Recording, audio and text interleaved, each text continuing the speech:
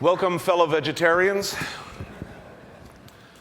I gave this, something strange happened a while back after I wrote Kitchen Confidential. I woke up one day to find Harvard Business Review on the phone wanting to talk about my interesting theories on management principles, team building, crisis management.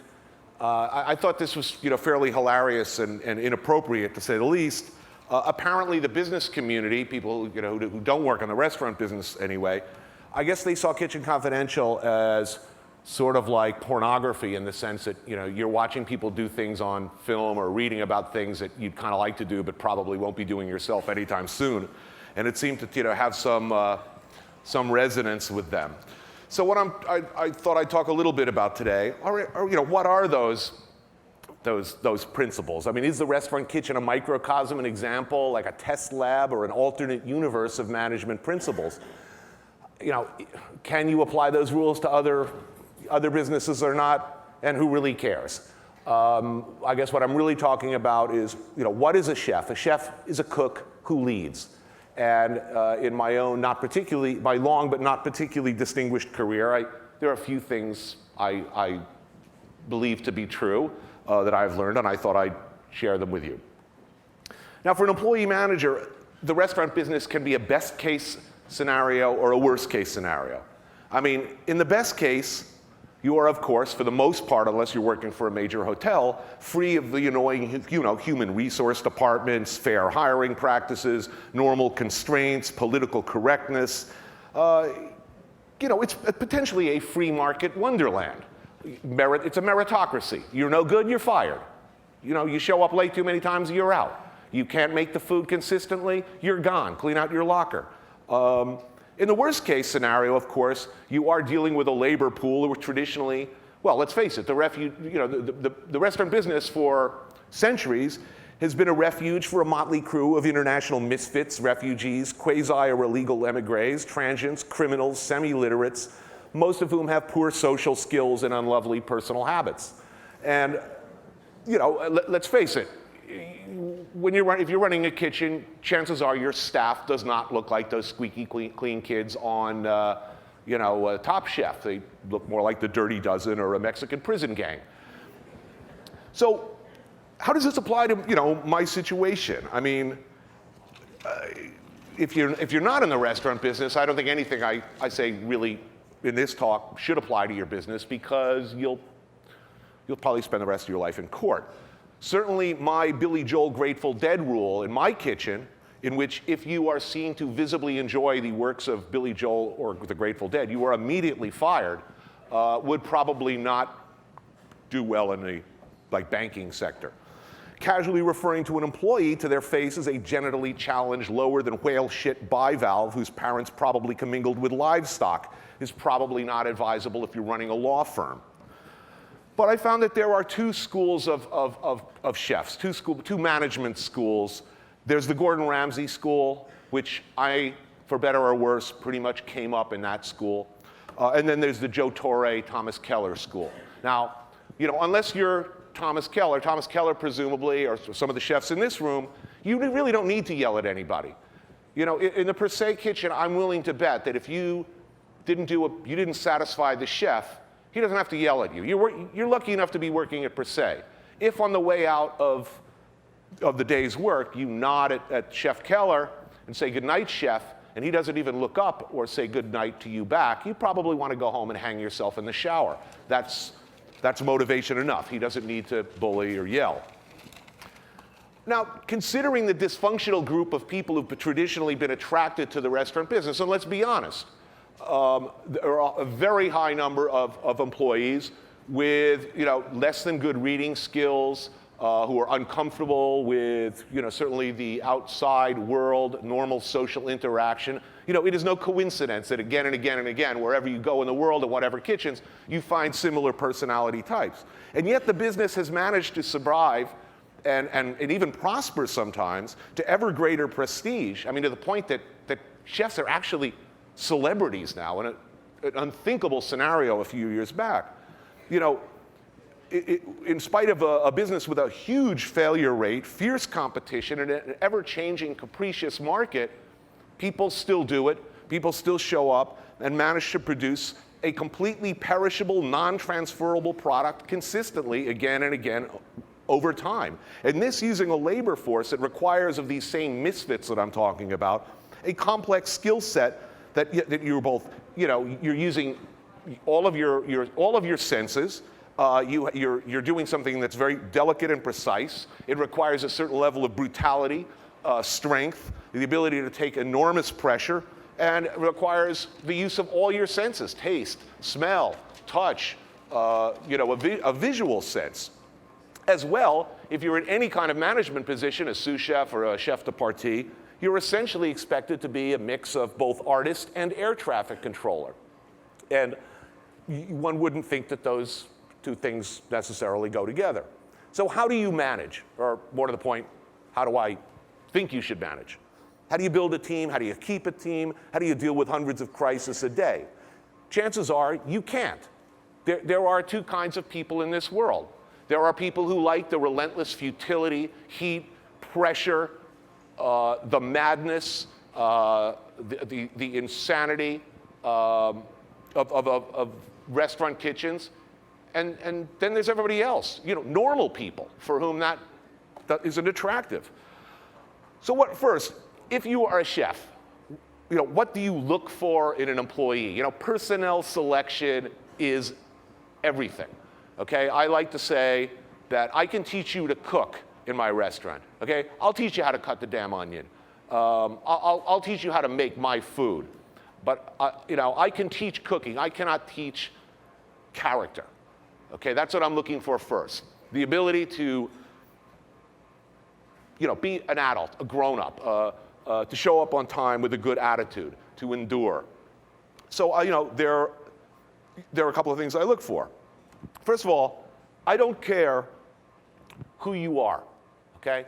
What's great about this business, the things I'm talking about, being a refugee, a misfit, all of those things, that's the best thing about our business, because it is the last meritocracy. I don't care whether you were convicted of arson, your sexual preference, your sex, your race, your nation of origin, your legal status, your unlovely personal habits. I don't care about any of those things. All I care about is what can you do.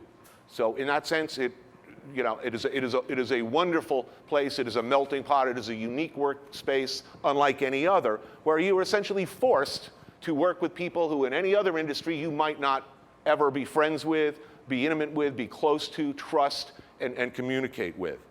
Hence the large proportion of migrants, emigres, and even illegals in this business, which I'm going to talk about later. On the other hand, so you're looking for an adult, someone with character, or, of course, you're looking for someone fresh out of school, young, impressionable, some dumbass kid who you can mold and twist into your own little robo-chef. Blind obedience, let's be honest here. Employee must. What do I require of an employee when they show up to work? First, did you bring a pen? Okay? My old mentor, Bigfoot, used to put an ad in the paper and for waiters, and maybe 10, 20, 30 waiters would show up, and he'd hand out the applications. They'd all sit at the bar, and then the ones that asked for a pen, he'd say, you know what? Spare us all, you don't have to fill out. You can go home now. You're going to be a waiter, right? For instance. You're going to fill out an application. It is a reasonable expectation that you might require a writing implement. You've just separated out the chaff from the wheat right away. Did you bring a pen? Number two, arrival time, particularly in the kitchen. Can you be trusted to show me the respect and the people you work with on either side of you to just show up on damn time every day? That's what I'm looking for right away. Somebody who shows up reliably. I never have to look at the clock wondering if so-and-so is going to show up. You know what? I know something about them important already. Something really fundamental, that they have that respect for themselves, for the people they work with and the people they work for, to at least show up on time, to be able to figure out, hey, I might run into traffic, I better leave a little earlier. Arrival time is everything. You show up 2-3 times in a row, late, you're out, you're fired. Can you take pressure? Let's face it, this job, making the same thing, 10 things at a time, again and again and again, consistently, where in a business where everything is likely to go wrong, probably will go wrong, and will probably go wrong all at the same time, that's pressure. Sometimes people in the restaurant business are not nice. Sometimes they're not fair. Can you take that? Hence the gentle art of hazing. Now, I'm not saying you should ever bully anyone out of sheer joy of, of being a cruel and sadistic bastard. But there is, in fact, a sort of natural progression here. I mean, if you're working in kitchens, new guy shows up, you'll notice nobody calls them by their name. Everybody's kind of pushing them. Why? And I'm sure many of the chefs here have seen this again and again, as I have. Some perfectly reasonable, well-paid adult, maybe they worked in a Wall Street sector. They decided, they saw Rachel Ray on TV. They decided, I want to be a chef. So they use all their savings. They go to a high-priced cooking school. Then they show up with their little knife roll-up and the coffee filter on their head in my kitchen. And they want to do their apprenticeship. And they're all psyched. And they've blown all that money. And they've taken all that time off. And they're working like dogs. And then a week and a half later, it's Saturday night. And I look across the line into their eyes. And I see the dream die. They realize, this business is hard. I thought it was going to be glamorous. I've been peeling shallots for a week and a half. People are saying mean shit about me behind my back. I don't like this. This isn't fun.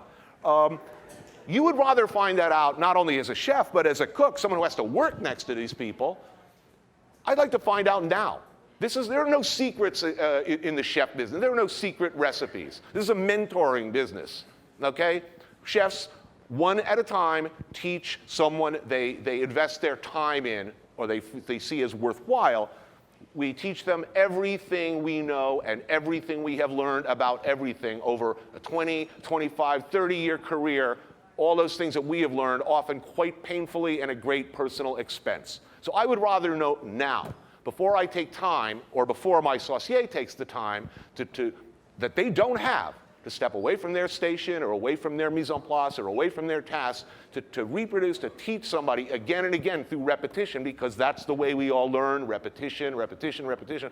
I would like to know now, or as soon as possible, if you're going to start crying and freaking out, or you're suddenly going to shave your head into a mohawk and climb a tower, on the first busy Saturday night. I want to know as soon as possible. So if I have to push you a little bit, and if the other people in the kitchen are pushing you a little bit, let's be realistic. Like I said, we're just separating you out from the herd. Again, a natural process. Are you realistic? Are you an adult? We talked about before. Can you take responsibility? Can you work well with others? Okay, let's face it. In the kitchen, we are working with knives, many knives, sharp objects, many blunt objects, and boiling liquids and flames. My cooks need to get along together. Okay, I can't have feuds in the kitchen. I can't have a simmering, resentment that's just waiting for, one overcooked order of flounder to, set off apocalypse now. Can't have it. Can you get along with others at least during the work, during the service period? You want to shank each other after work on the subway? Be my guest. Finally, do you have a sense of humor? Because if you don't have a sense of humor in this business, you may as well get out now too, or work for Charlie Trotter.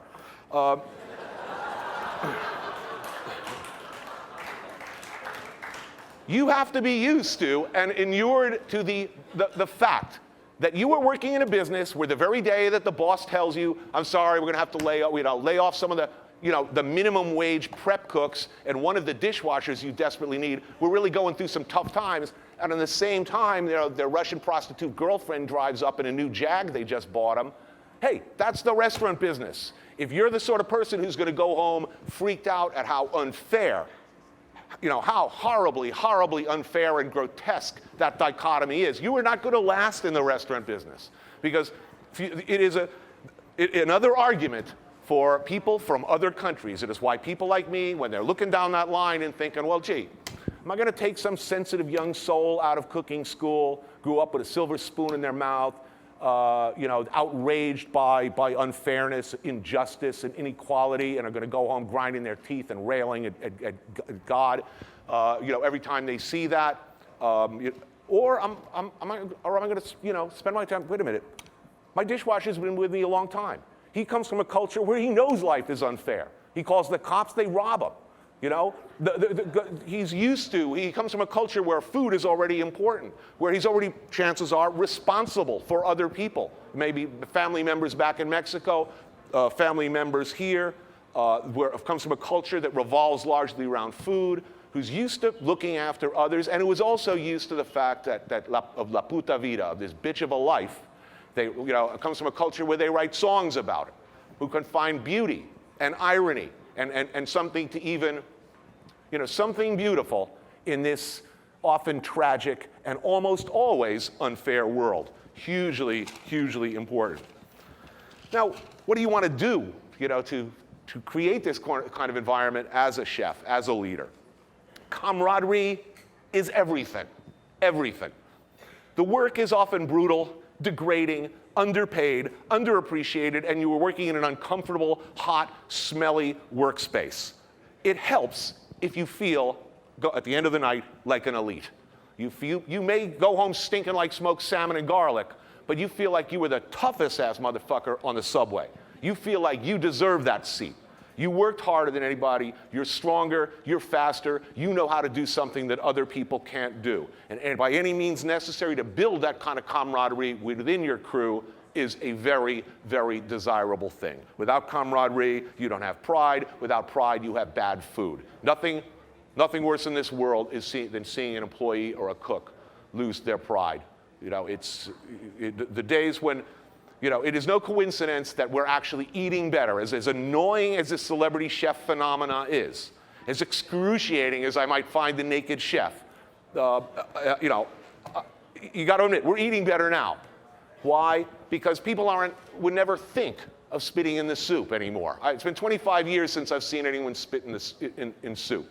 Why? Because there's actually, for the first time, a real chance of advancement, hope, prestige, and money attached to this business. That helps. So make your team feel like an elite. The Marine Corps is not a bad analogy. Traditionally it's a sector of the military who've taken the most casualties, had the stupidest command, sent out on the worst missions, and yet they also have the highest esprit de corps, because they've learned to take pride in the very sense that they are again and again screwed and stand up to the job. So, I use that as a model both in management as well as the rich vocabulary of the Marine Corps is very useful in the kitchen. If you've ever seen Full Metal Jacket, you know what I mean. Reward merit and punish errors consistently and evenly. Hard work and loyalty should be rewarded. The fact that you can't make a hollandaise sauce or you break the beurre blanc every time you make it is something that can be forgiven in the middle, in the beginning. Showing up late, looking like you don't care, should be punished, and consistently. Doesn't matter with whom. Should you socialize with crew? Yes. Hold on a second. Yo, guys, can we keep it down a little? Thanks. Thank you. Should you socialize with crew? Yes, you should. After work, a really hard evening, on the job. Yeah, I see nothing wrong with, it's the old British naval model of, rum, buggery, and the lash. Rum when you're good, buggery and the lash when you're bad. Meaning, after work, bringing your cooks out for a beer is a perfectly acceptable thing. Rewarding your crew with liquor, I see nothing wrong with that. They should, however, know that just because we had drinks last night and said, I love you, man, at 4 in the morning while playing air guitar, does not mean that I will not fire your ass today if you show up, late. I believe also in Marxist self-criticism sessions after work, meaning if something went wrong, it's about momentum. We can't have the chef whinging and considering, gee, I don't know, should I put the parsnip puree on this plate? Oh, we're out of parsnip puree, what do I do? Let's talk about it. You have to make a decision and work through it. It might well turn out that decision in the heat of the moment is a bad decision. It is not time to discuss it during the service period. Afterwards, when we're having a beer, we can all sit down and talk about, moving to the parsnip puree, that was a really lousy idea. Or your, putting the apricot gelée, just didn't work with the mackerel. Let's talk about that after work. What sucks about the saucier last night? Better sitting down having a beer than in the heat of the moment where it's about getting food out. Lead from the front, of course, and lead by example, what the cooks want to see. They want to see the chef show up earlier, suffer more, and leave later than they do, period, okay? Generally, it's very tough to maintain, to really run a kitchen if you are seen as having any outside interest at all. You're writing books, or you're making TV shows, or you even have a serious love affair that you're very happy about, or God forbid, a hobby. Your cooks really don't want to hear about that. They want to make sure that mom or dad, whoever's running the kitchen, are at least enduring the same or worse. If you expect your cooks, as I do, the grease trap overflows, hey, you're getting in there, all right? I will do it too. I will drain the fryer later, if I'm going to ask it of others.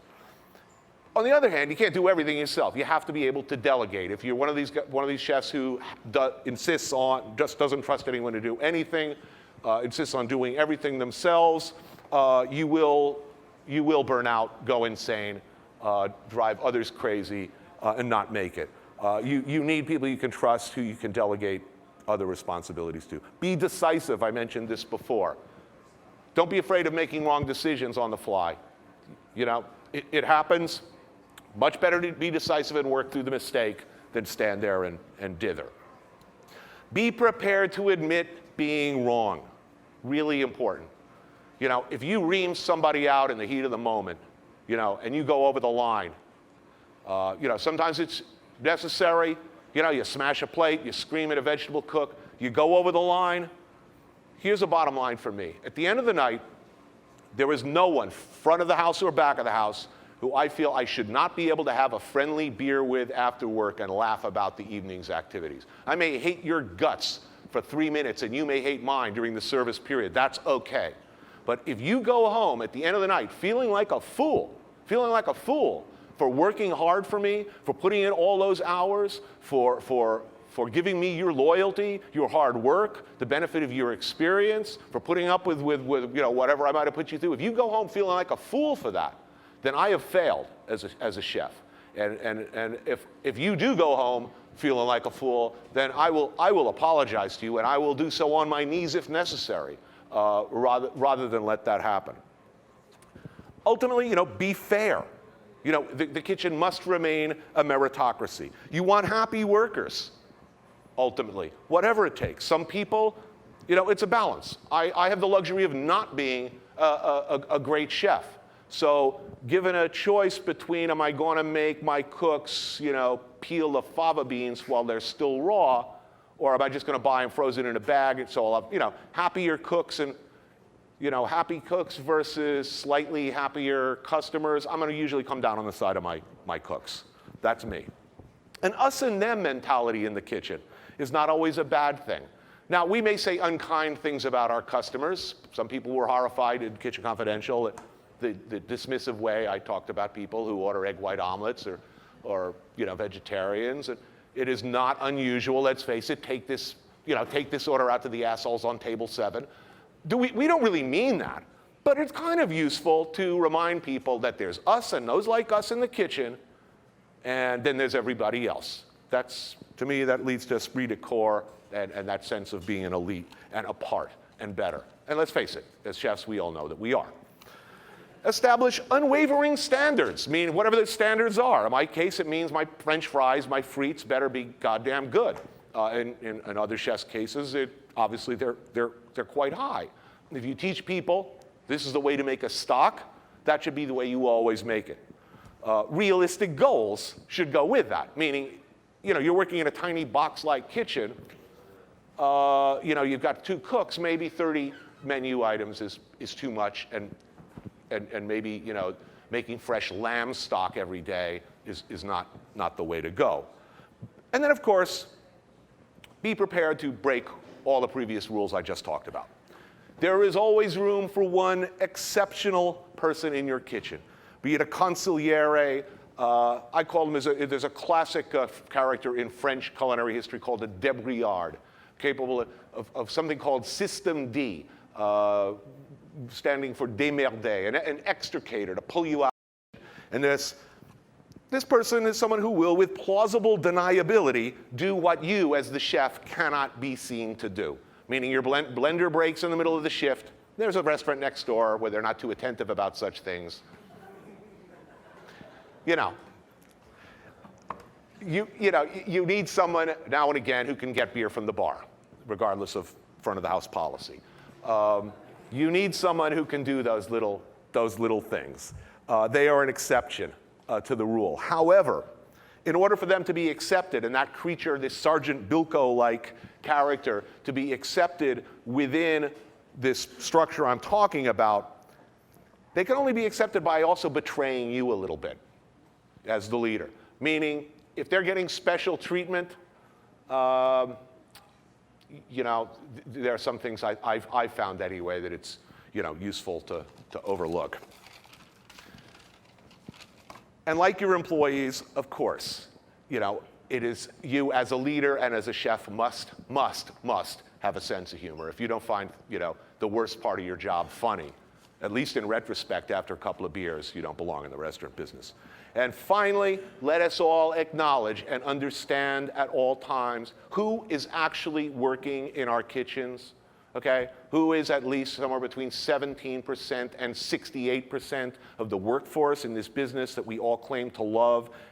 If you've been to the James Beard Awards, as I have and looked out, and I've never seen so many white people in one room as at the James Beard Awards. Let us remember that between 17 and I've heard as high as 70% of the workforce in our kitchens are largely Latinos from Mexico, El Salvador, and Central and South America. That's who is there day in and day out. That is who is the back, like it or not. That is the backbone of our business. In a business that we're talking about mentoring, the strongest person in the kitchen. When you come in as a young pup and are assigned to a station, and someone takes the time to show you where things are and how to do it, again and again in my life, that person has been from outside this country and of varying legal status. Whatever you may feel, this is my final comment on this, whatever you may feel about immigration policy, what we should do about it in the future, border control, all the rest, all I ask and like to remind people is ultimately who is doing the cooking in this country now,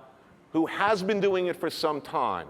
And I think let us at least acknowledge that before we move the discussion or the argument any forward. And I think also it would be useful to be grateful, enormously grateful for that.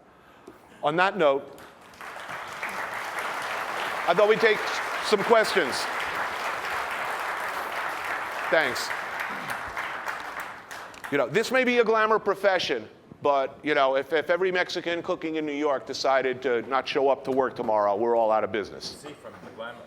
Yes, we are doing questions now? We are doing questions now for you. Everybody, again, if you're too shy or you don't want to, something tells me you're not going to be shy about asking Tony questions, but jump up, raise your hands. We have people in the audience who can help. Go for it, attack. Yeah, just raise your hand and, yeah. So I see who I'm talking to. Yep. We have the lovely lady there with a microphone. Come on, there's going to be a pissed off Rachel Ray fan or a vegetarian in here somewhere. Yeah. Step up.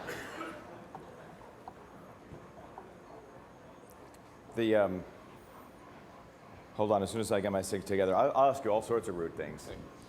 I was just curious, do you think it's possible to run a restaurant where, because I know there's usually a higher, the front of the house will make more money than the back of the house, pretty much universally. Right. Is it possible to pay even wages across the board, split tips 50-50, or would you get anybody to work there? No. Waiters should be compensated for the fact that they have to deal with the general public. That is a misery none of us in the kitchen could bear. Let's face it. It's why we're in the kitchen in the first place. The poor people can only hack 3, 4, 5 shifts a week anyway. Yeah, let them get paid for what they do. End of the day, no, I don't think so. I don't really like the idea of tipping out kitchen either. Ours is an honorable and noble profession. I don't think we should rely directly on the caprices of customers. No, don't like it. Yeah. Have you ever found yourself having to back off on your standards a little bit as far as yes. As far as employment? Okay, I'll tell you what, it's been a tough year for hiring, and we're getting some very average applicants. And oftentimes, as much as I'd like to say, right, fourth time, fifth time, you're late, you're out of here, I don't have anybody else to fall back on. Right. Yeah, it happens. You lower your standards, but what does that mean? That means that you've got to step up now and put in the extra work to essentially try and change somebody's life. You know, you got to take somebody and change their character a little bit, or do the best you can, at least long enough, you know, till you can find somebody who knows how to do the job the way you like it. Sure, it happens. It happens all the time. Don't like to do it. I believe, you know, if you can't, choice A, promote from within. Choice B, steal somebody good from a chef friend. You know, it's nothing personal about that. It's business. You know, a known quantity. And then C, you know, you take the applicant who comes in the door all, you know, all hopeful and delusional. Any other questions? Right here, sir. Japoneses, americanos, de todo. Well, thank you. Thank you. Well, I guess I just want to say, let's face it. We know who we are in this business, and we certainly know how we talk after work. So there's always been a dichotomy between, you know, the public perception of chefs.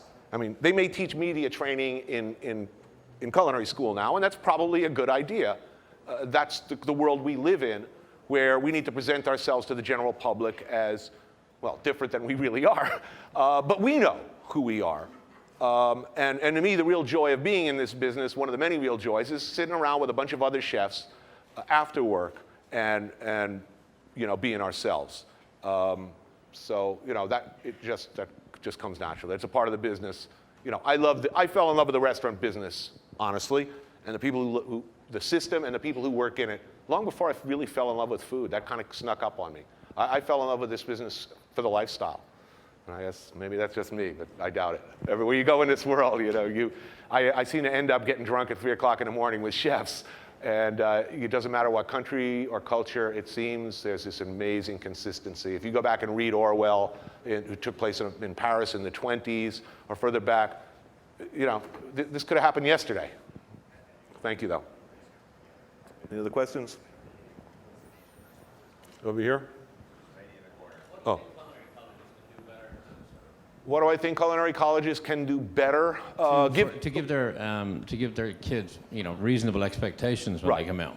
Well, I think they should demand that, listen, before you spend money on culinary school, you should spend at least a month in a very busy restaurant working as a dishwasher or as a prep cook, whether for free or for money. Just by the end of that time, you're going to know, do I like this business? Is it for me? Can I survive in it before you waste the money? What can they do? I think schools are getting better at it. I know that CIA, I can tell you, I've been up a few times, are getting much better about telling you what the real world's going to be like and the requirements for externships. So I think just telling people up front, this is a hard, unglamorous business. I think that has to go hand in hand with the media training. That's something. You know, as much experience, as much exposure, encourage people to travel, and just scare the hell out of them early. Do you really want to be a chef? You know, this is what it's going to be like. You know, show them Gordon Ramsay's Boiling Point, first season. You know, it's like a highway safety film for chefs. That was when he wasn't playing himself. You know, that was when it was for real. That is an amazing show. Yeah. Louisa. I know that you didn't travel very much before you got into this afterlife, but can you talk a little bit about the how-to for people to travel and develop their palate internationally? Jesus, be grateful. You know, if you have the opportunity to travel, you know, you are lucky. You are fortunate. You know, if you're lucky enough to go to Thailand or Singapore or Spain, you know, don't go there sitting down and say, you know, I'd like a tuna sandwich or a club sandwich or a hamburger. You're there to experience as much as you can, free of fear and prejudice. Never say no to anything. Eat as much of whatever's around as you can. Drink all of the local beverage that's offered to you. Get drunk with strangers and be grateful for the fact that you were lucky enough to do it, and show that appreciation. Food is the best, purest example and expression of an entire culture, a cultural and regional identity. So to turn your nose up, the notion of like Woody Harrelson did reportedly, you know, sitting in Thailand and eating the same raw food salad every single day in his 6,000-year-old incredibly varied food culture, that really offends me. I guess my answer would be a grateful and polite guest. I think that's the best you could hope for. Don't, you know, just because it looks squiggly and frightening doesn't mean it's not good or that you can't learn to love it. Chances are the country you're eating in has been cooking a hell of a lot longer than ours. Good to see you, Louisa. Yep. How you doing? Good. I listened to you speak in South Beach Food and Wine Festival, and you were speaking of the virtues and the nobleness of dealing with, as a chef, dealing with tough cuts that no one wants to deal with. You spoke of, you know, show me, here's a beef chuck. Right. You know, make this tender. Here's a lamb shank. And it almost seemed like you were talking that the culinary world is going into some kind of retro phase where we're dealing with these tougher cuts of meat. I have a colleague here in New York who works at a restaurant that's dealing with a lot of chemical compositions and a lot of stuff that we're seeing out of some in Spain. And he talks about these things that they just like blow up with this chemicals and they float away and stuff like that. I just want to know if you think that the culinary world is going into that direction, as he's very adamant about telling me, or are we going back to our roots where, you know, food's not going to change, it was previously alive, and we just have to cook it better? Listen, I think there are two major schools right now of cooking. You know, there are a lot of, I believe, you know, there's the Fergus Henderson school, and by the way, you know, you know, we'll be talking with Fergus and Chris Cosentino on the subject of exactly that, tough cuts and organ meats, shortly. I mean, you really can't find any better or more influential sources to talk about that with, and that's coming up shortly. And then there are a lot of people, the modernists, I don't know what you know, Ferran and what Grant's doing in Chicago and others. Listen, they're two very different styles, but they eat each other's food and like it. At the end of the day, we're all cooks. What you choose to cook and what you love, you express in very different ways.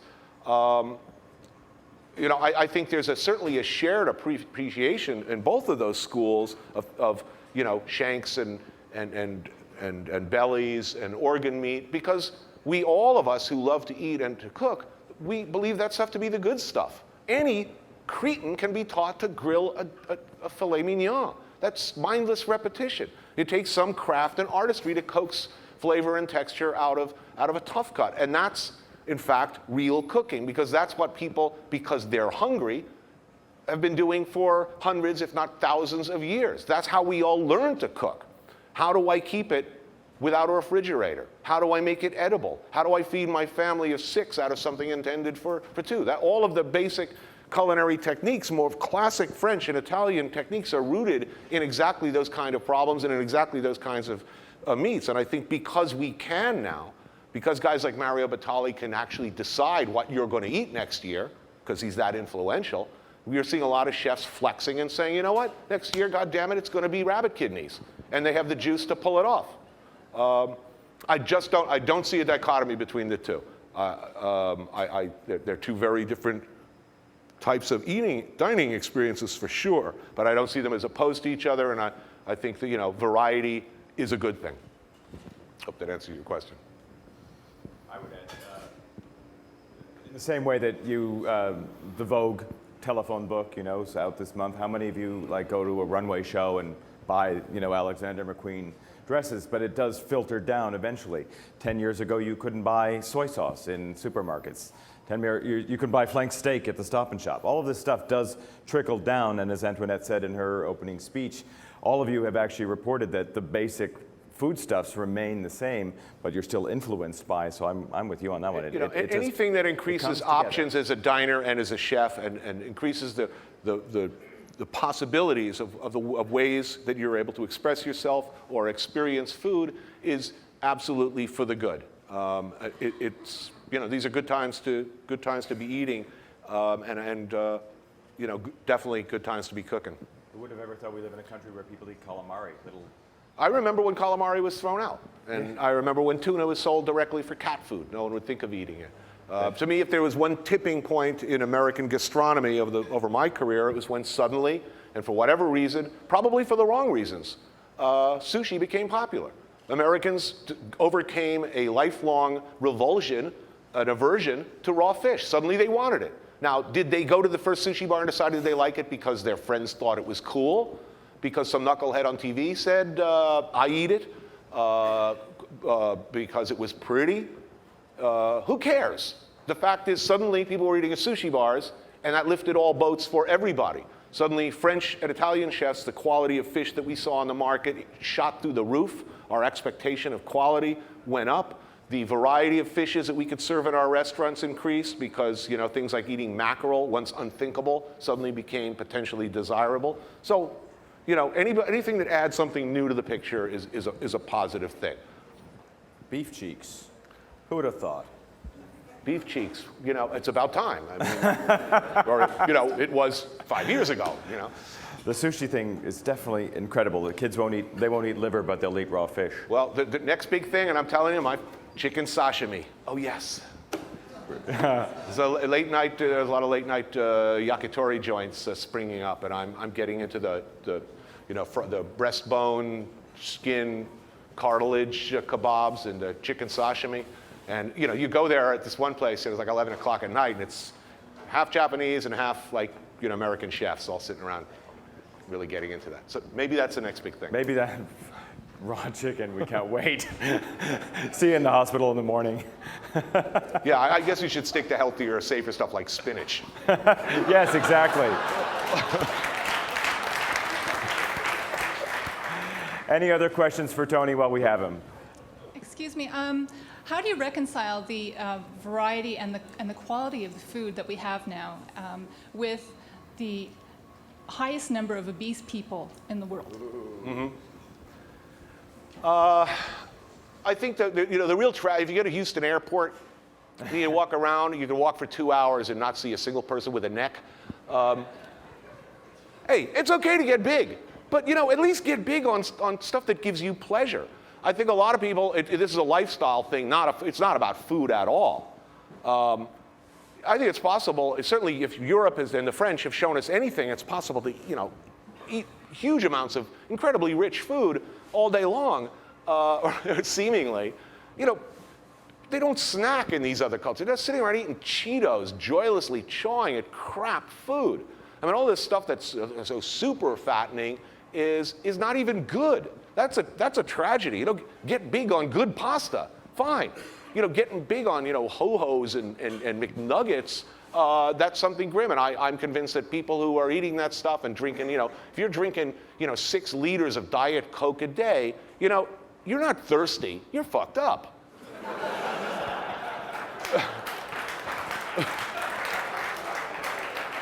And I also believe, let's bring ridicule back to the school. Okay? Now, McDonald's has sensibly targeted children. They put up signage in return for giving money to school districts, as I understand it. They very sensibly made Ronald McDonald, I think, the most recognizable figure in the world. You know, wouldn't it be great if, you know, kids started bullying other kids at age 3 and 5? Oh, you still eat at McDonald's, you know, you smell, you've probably got cooties too, you know, you're an idiot. You know, using cruel, children can be so cruel. Let's turn that to, you know, force to good. You know, make Ronald evil in the minds of small children. You know, start calling, you know, crack for kids.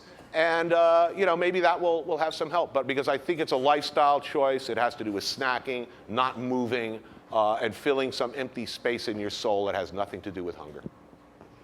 I mean, oh, also, and people just aren't smoking enough. Yeah. They get insulted. They definitely get insulted.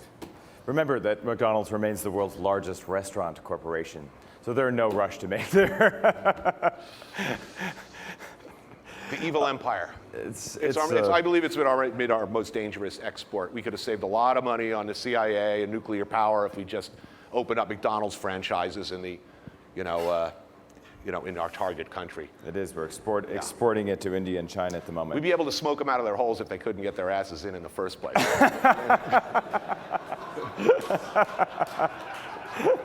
There you have it.